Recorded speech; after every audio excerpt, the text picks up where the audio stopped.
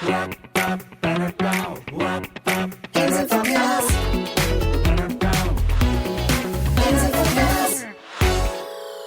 and welcome to Ames in Focus, the podcast that brings you closer to the people and programs that make our community thrive.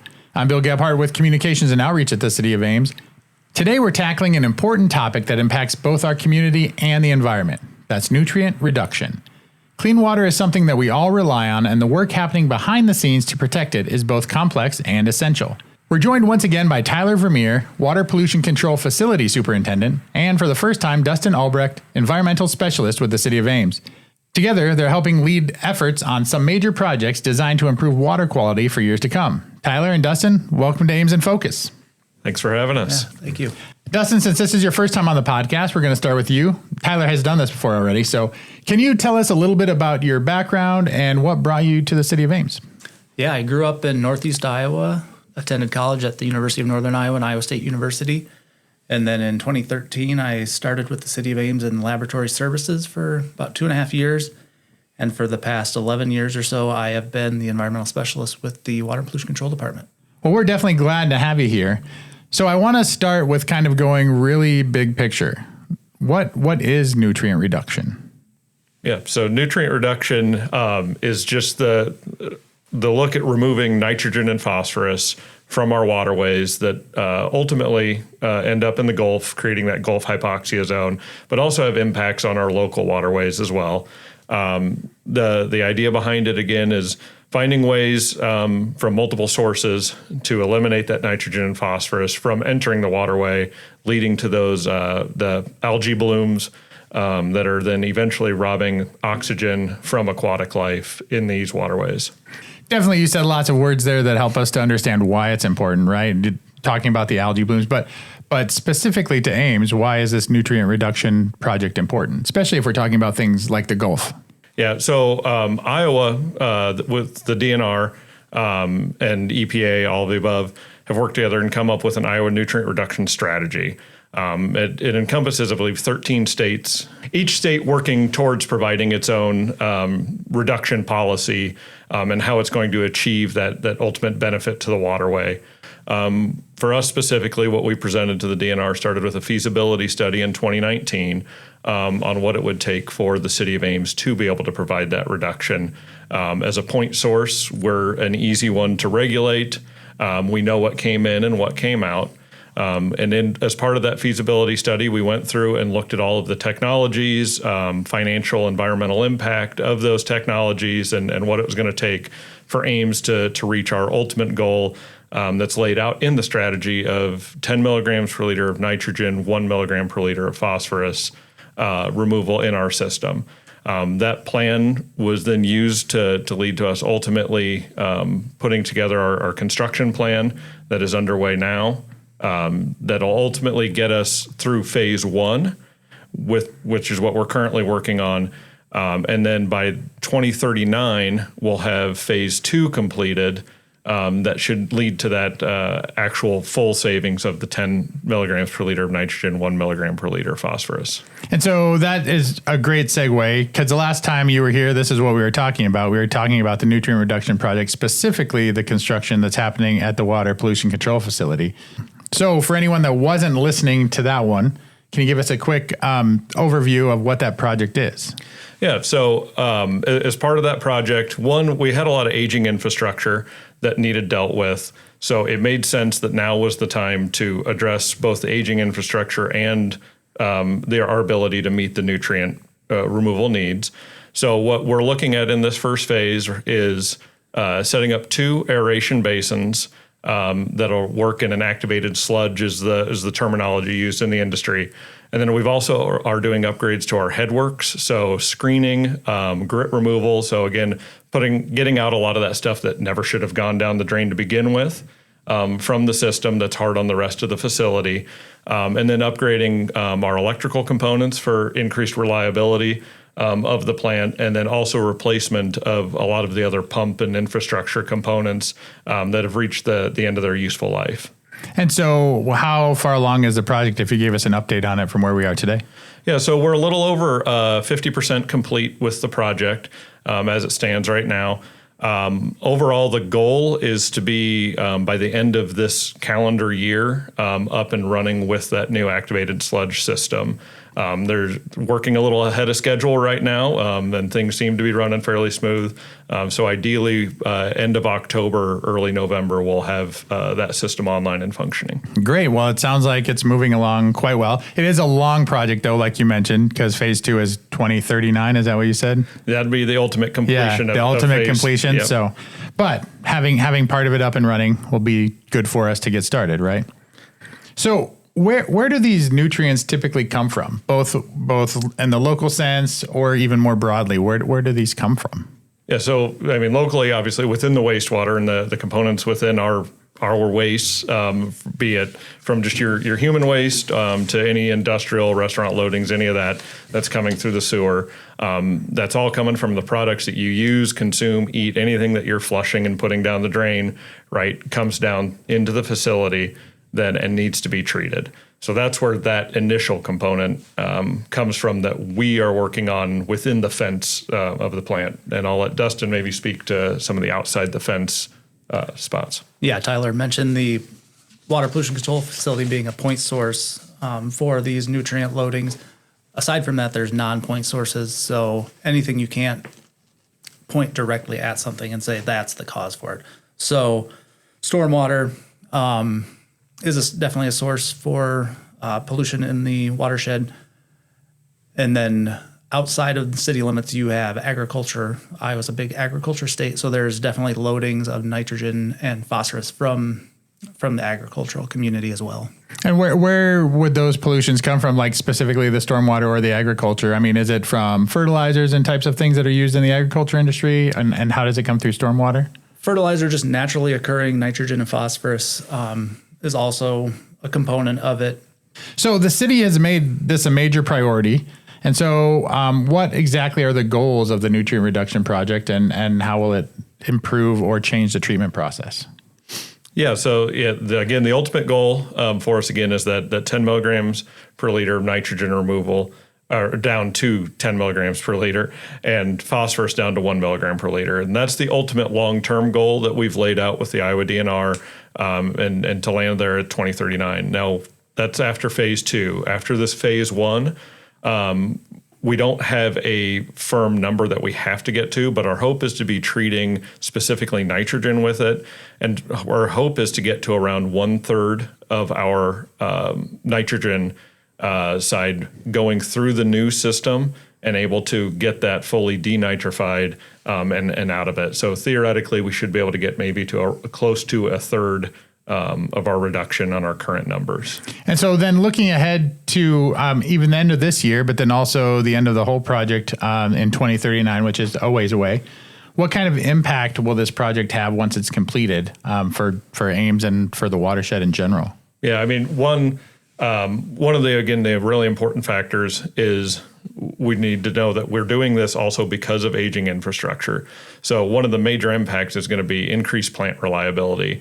I know we've talked about it before, but we've got the second longest streak in the nation of perfect compliance with our permit, something that Ames should be very proud of and absolutely has continued to invest in making sure that we can continue to do that. And so we're trying to set ourselves up to continue that and not be or make sure that we're putting out the highest quality effluent at all times and meeting all the regulatory needs for that. On top of that, again, though, is our ability to treat all of the long-term emerging contaminants that may come up. Anything else, we're better set for the long term for the city. We've tried to factor in space out there and ability to take on new technologies when we went through the design of this, so that as things change in the future, our impact on rates and the community is ultimately going to be lower. So we're not having to hit people with a really high rate increase at any given time, and more responsibly manage all the funding that's necessary for us to maintain compliance. And so really the way that we have worked at this project has really benefited that for the Ames resident or a Story County resident, as well as for the watershed in general. I mean, we're kind of working on both ends on this one. Yeah, absolutely. Yeah, we're trying to make sure that we're addressing more holistically, right? taking on both what we're immediately tasked with dealing with, but also being willing to reach outside of what we're being asked to do. And Ames has been willing to fund that and reach outside and take on more to really make sure that we're benefiting the entire watershed. And it's so going back, I guess you guys said outside the fence, right? Dustin, that's what it's called. There's other projects that are going on too. So this is our sanitary sewer is what Tyler's been talking about, but there's other projects going on with nutrient reduction. I've heard edge of field, and then there are some other things. Can you tell us about some of those? Yeah, so the primary focus has been on the edge of field practices, bioreactors and saturated buffers that we've installed in the Skunk River watershed to reduce the nitrogen loading in the South Skunk River. Other than that, we've also done some land retirement, and we've been a partner in a wetland that was installed northwest of Ames to reduce the nitrogen and phosphorus loading. The land retirement, we just simply took some land that was previously used for agricultural purposes and seeded it back into the native prairie landscape that it once was. And then with the wetland that I mentioned, it is west of Gebhart along County Line Road, that is pumping water from a drainage district into a wetland to reduce the nitrogen and phosphorus loadings into the South Skunk River watershed. And so that the natural grasses and the natural prairie things, those sort of filter out that phosphorus as it goes back into, I guess, maybe the storm or just the watershed? Yeah, so it's pumped into this wetland, and the vegetation in that wetland can utilize the nutrients before it is that water is discharged into the Iowa Creek. And so going back to the edge of field project, right, that has to do more with agriculture and farm fields? Yeah, so most fields probably in the state of Iowa have some sort of tile drainage to them to reduce the amount of water that's held on those fields in order to grow our corn and soybeans that we're accustomed to. So what those practices do is intercept that tile drainage and either run it through a bioreactor or a saturated buffer in order to reduce the nitrate concentrations in the water before they reach the creeks or the rivers that those fields are adjacent to. And so those buffers are planted or placed into the field? So a saturated buffer, before we install those, the tile drainage would go directly into a waterway. What we do with the saturated buffer is install a parallel tile line parallel to the stream, and that allows the water to be utilized by the vegetation along that stream bank and convert that nitrogen into a nitrogen gas before it reaches the waterway. So similar to the way the wetland is working, it's just sort of rerouting the water before it gets to Iowa Creek to go along and use more of the vegetation to pull that stuff out. Yeah, the vegetation is able to utilize that nitrogen before it would hit the waterway. Yeah, well, that's very interesting that they're kind of the same sort of principle. You just have to do it in different ways because you're talking about a cornfield versus an open field, right? Yep. Yeah, with the edge of field practices, we're able to maintain the level of agricultural production, but still have some measure of nutrient reduction. Yeah, no, that's great. Before we wrap up, is there anything else that you'd like the community to know about nutrient reduction or the work that's happening at the Water Pollution Control Facility or Edge of Field project or water treatment plant or anything? I think one of the things I want to make sure that we let people know about is our hope is in spring of 2027 to be able to host an open house out there so everybody can come see the new place. Yeah, check it all out, see what it is we're doing in person, get demonstrations, meet with the folks operating it, and learn more hands-on on exactly what all of these processes entail. I think that'll be great. You said 2027? Yep, spring 2027 is the hope. Okay. And then for the outside the fence work that we're doing, it'd be good to just recognize that we've had some financial assistance and just assistance in general from organizations such as Story County Conservation, Iowa Department of Agriculture and Land Stewardship, Ducks Unlimited, Story County Soil and Water Conservation District. So lots of partners. Yeah. No, and I think that's great. It's good for us to have partners everywhere that we go, especially when we're talking about something that is of this scale, right? So before we let you go, we've been doing something at the end of our episodes this second season. Tyler, you haven't done this before, but we end with some rapid fire questions that are just for fun. You can just say the first thing that comes to your mind and we'll figure it out from there. It shouldn't be too hard, right? Because it's just rapid fire. So Dustin, we're going to start with you. You prefer early mornings or late nights? I'm going to go with early mornings. You're an early riser, huh? Me too. I'm way more productive in the morning, I think, than I am in the evening. So what is your favorite way to spend time outdoors? Most common would be running. Other than that, if I'm traveling, I like to get out and hike. Okay. What is something that you've learned on the job that surprised you?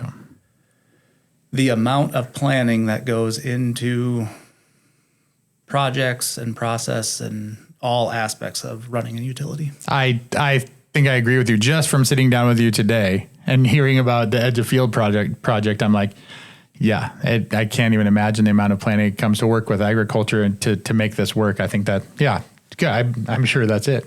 All right, Tyler, let's move on to you. So coffee or water? I got to have coffee. Got to have coffee? Obviously, I'm doing both, but I know that coffee's a need. Water, you need water too, though, so that's good. What's one word you'd use to describe the nutrient reduction project at the WPC? And just one word, what would you use to describe it? I'm going to have to say enlightening, just and really kind of going off of what Dustin just talked about, the amount of planning and expertise that goes into all of this and the number of people that have to be involved, from our maintenance staff, operations staff, admin staff, supervisory groups, then getting into construction management, engineering groups, all the different expertise within there, and then actually running the construction site itself. All the work that goes into making sure everything's properly installed, everything's meeting different specs. There are so many people needed to make sure that we're going to have a quality product at the end of this. And I'm not a quality product, but I'm even down there taking pictures and video, right? It'll be a quality product of some sort, but has nothing to do with the water. Okay, last one. So what is the best part about working for the City of Ames? I'd say kind of the collaboration and resources and opportunities that are all available. Just because I work at the wastewater plant does not limit where I can go and have an impact or engage with others. So the city's just been so supportive of any chance that you want to take at being involved in something on the outside and pursuing any of that. It's really great to have that opportunity. Absolutely. Well, Tyler and Dustin, thank you both for joining us today and for the important work you're doing to protect our water and our environment. It's exciting to see this project moving forward. Thank you. Yeah, thank you, Bill. And to our listeners, if you'd like to learn more about the nutrient reduction projects that are going on around the city and the work that's happening at the Water Pollution Control Facility, you can visit cityofames.org. Be sure to follow us on social media for the updates, and don't forget to subscribe to Ames in Focus and leave a review. We'll be back soon with another episode. Thanks for listening. Until next time, take care.